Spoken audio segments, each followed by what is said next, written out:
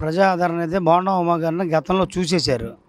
Already Vellampalli గారిని ఇప్పుడు పశ్చిమ నియోజకవర్గంలో చూశారు, ఆశించారు. ఇప్పుడు అదే వెల్లంపల్లి గారిని సెంట్రల్ నియోజకవర్గంలో ప్రజలు ఆదరిస్తారు, గెలిపిస్తారు. ఇప్పుడు బోండమ్మ నేనే గెలుస్తానని ఒక ధీమా వ్యక్తం చేస్తున్నాడు. ఏంటి ఆయన ప్రజల దగ్గరికి రాకుండా ఆ ధీమా ఎందుకు వ్యక్తం చేస్తున్నారు? 2019లో ఓడిపోయిన తర్వాత ప్రజల్లో ఎక్కడికి వచ్చాడు?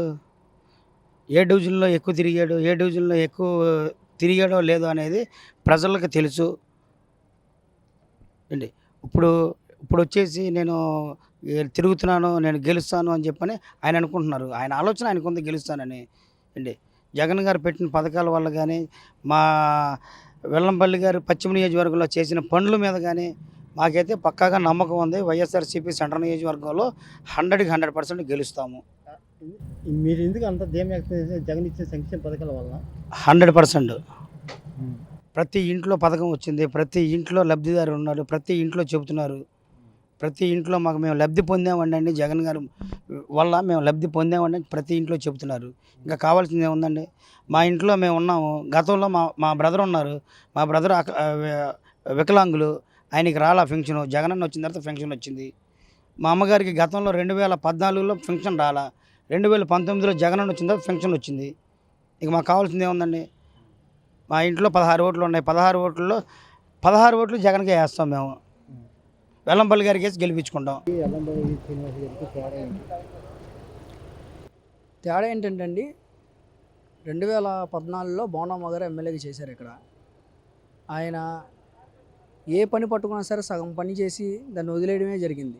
కానీ ఆ పని ఒక వైసీపీ ప్రభుత్వం వచ్చిన తర్వాత, మల్ల విష్ణు గారు గెలిచిన తర్వాతే ఆ పని అనేది ప్రతి ఒక్కటి పూర్తయింది. ఇప్పుడు మీరు చూసుకుంటే సెంట్రల్ నియోజకవర్గంలో ముద్రానగర్ అండర్ గ్రౌండ్ బ్రిడ్జ్ ఉంది. మీరు దాన్ని చూసుకుంటే అది మొదలుపెట్టి శంకుస్థాపన చేసి పని మొదలుపెట్టి ఆపేశారు అది. కానీ ఈ 2024 ఎలక్షన్లకు ముందే దాన్ని పూర్తి చేసి వైసీపీ ప్రభుత్వం పనితీరు ఎలా ఉంటుంది అనేది ప్రభుత్వం అనేది నిరూపించుకుంది.